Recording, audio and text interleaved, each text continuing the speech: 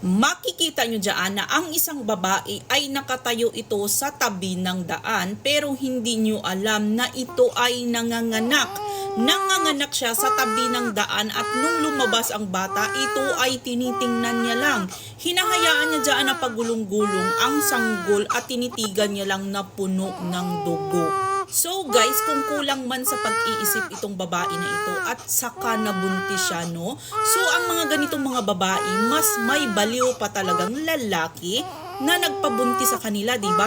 Ano kang klaseng lalaki ka na alam mo na baliw tapos galawin mo pa? Na alam mo namang baliw, hindi ikaw ang mas baliw, di ba? So ngayon itong babae na ito, makikita niyo dyan yung reaction niya na parang wala lang. Wala, parang nakatitig lang siya sa hayop, di ba? Tinitingnan niya lang yung anak niyang pagulong-gulong at umiiyak ito hanggang nilapitan siya ng mga tao. Guys, grabe no? Nanganak siya na may short pa siya, tapos yung parang nakatayo pa siya, di ba? Grabe.